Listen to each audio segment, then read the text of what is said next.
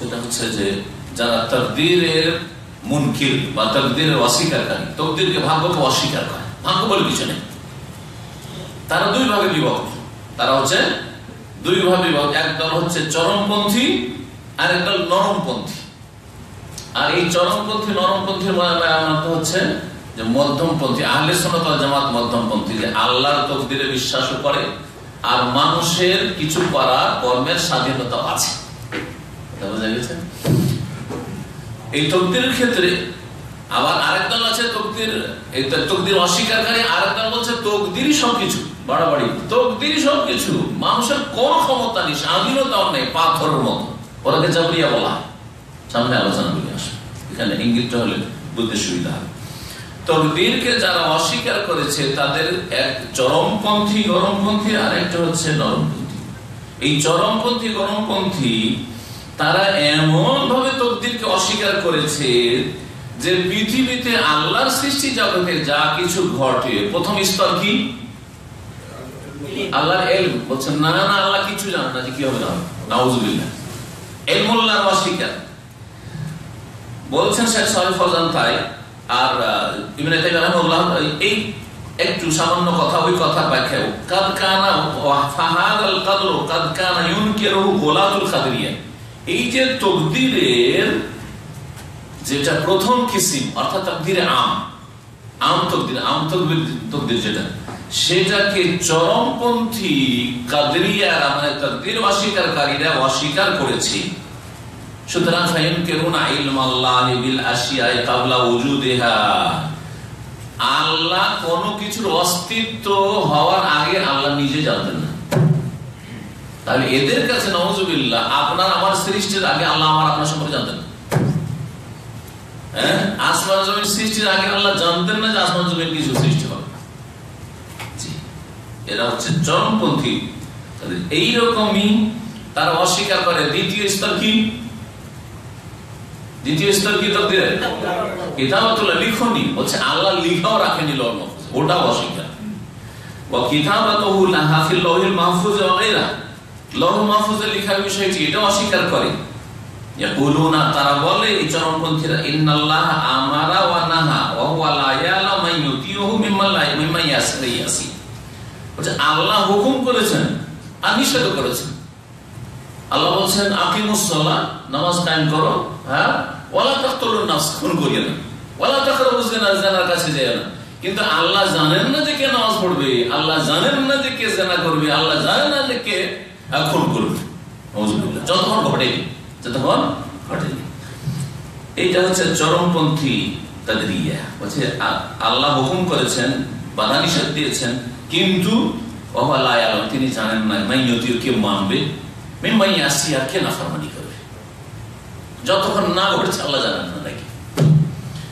ফাল আমরু আনফুন, তাদের কাছে যে কোনো বিষয় হচ্ছে যখন ঘটলো তখন জানা গেল। মুস্তারিফুন, নতুন যখন হচ্ছে তখন সেটা প্রকাশ পাচ্ছে আল্লাহর কাছে, তার আগে নাউজুবিল্লাহ আল্লাহ কিছু জানেন না। লাম ইয়াসবিক ফি ইলমিল্লাহি ওয়া তাকদীরিহি, আল্লাহর ইলম এই সম্পর্কে অগ্রিম কিছু নেই। নাউজুবিল্লাহ। ওয়া হাউলাই কাফারাহুমুল আইম্মাতু ওয়ালাকিন্নাহুম ইনকাতাতু, এই যারা চরমপন্থী কাদরিয়া তাদেরকে আইম্মায়ে কেরাম, ফুকাহায়ে কেরাম, মুহাদ্দিসিন কাফের বলেছেন। তাদের কি বলেছেন?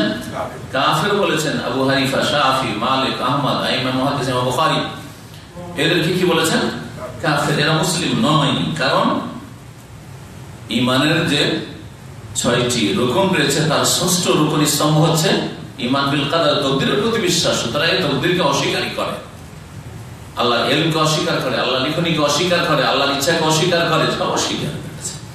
তো এদেরকে কাফের বলেছেন। তবে যুগের আবর্তন বিবর্তনে এই মুসলিম জাতি থেকে এই পথভ্রষ্ট কাফের গুমরাহরা শেষ হয়ে গেছে। লাকিন্নাহুম ইনকারাদু, তবে এরা শেষ হয়ে গেছে। এরা প্রথম জন্ম নিয়েছিল বাসরা থেকে। সমস্ত ফিতনা কিন্তু ইরাকে জন্মেছে, ইরাকে জন্মেছে। প্রথম যতগুলি বিদআতের ফিতনা সব ইরাকে জন্মেছে। পারস্য দেশে তখন ইরাকের ভাষা প্রথম দিকে ফার্সি ভাষা ছিল। এই বাসরা থেকে প্রথম তাকদীরের সাহাবী আব্দুল্লাহ ইবনে ওমর রাদিয়াল্লাহু তাআলা তখন বেঁচে ছিলেন। তার কাছে একজন হজের মৌসুমে আসার পরে বলল যে আপনি তো রাসূলুল্লাহ সাল্লাল্লাহু আলাইহি ওয়াসাল্লামের বিশিষ্ট সাহাবী, আমাদের বাসরাতে কিছু লোকেরা বেরিয়েছে, তারা বলছে ইন্নাল আমরা আনফুন, যে কোনো বিষয় যখন ঘটে তখন জানে আল্লাহ, তার আগে কোনো কিছু নেই, আসল তকদির কিছু নেই, তকদির অস্বীকার করে। তখন তিনি বলে পাঠিয়েছিলেন যে দাও, তখন তার যোগাযোগ এছাড়া কোনো ব্যবস্থা ছিল না। তুমি যখন ফিরে যাবে হজের মৌসুম থেকে বাসরায়, তখন তাদেরকে জানিয়ে দিবে যে তারা যদি ওহদ পাহাড়ের সমান নেকির ভান্ডার জমা করে নেই, মা কাবিলাল্লাহু মিনহুম, আল্লাহ তাদের কোন আমল কবুল করবেন, হাত্তা ইউমিনু বিল কাদারি, যতক্ষণ পর্যন্ত তাকদীরের প্রতি ঈমান না নিয়ে আসবে, বিশ্বাস না করবে।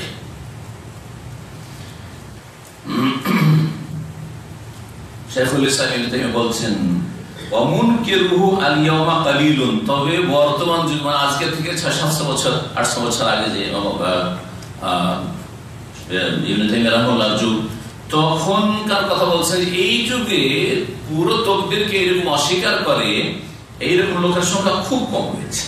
ওয়াবাকিয়াতুল ফিরকা আল্লাতী তুকিরু বিল ইলমি ওয়ালাকিন তানফি দুখুল আফআলিল ইবাদি ফিল কাদারি ওয়া তাযআমু আন্নাহা মাখলুকাতুন লাহুম ইস্তিকলালান লাম ইয়াখলুকাল্লাহু ওয়া লাম ইউরিদহা কামা ইয়াতিবি।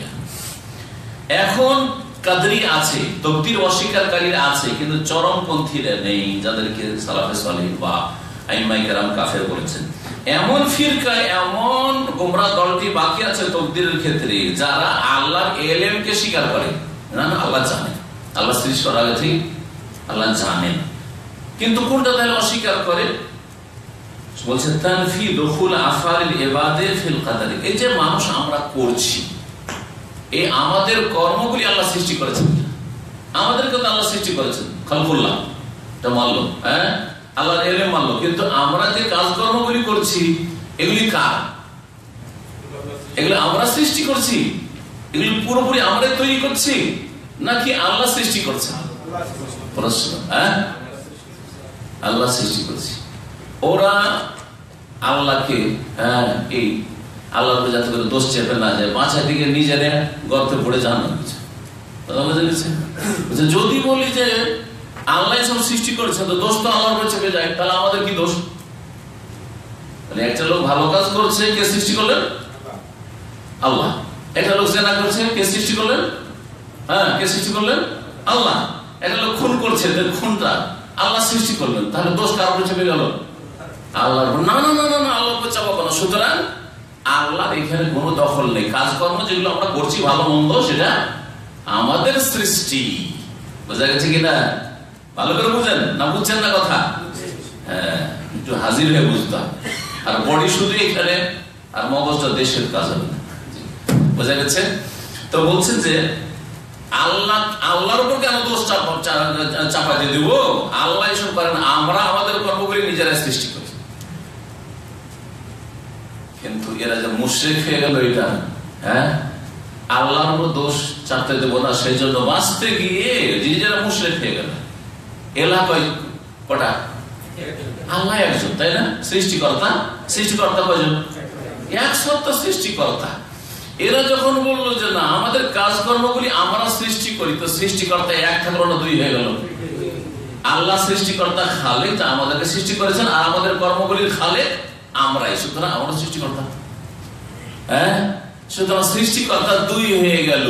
হ্যাঁ, তৃতীয়বাদে খ্রিস্টানরা বিশ্বাসী, আর এই তাকদীর অস্বীকারীরা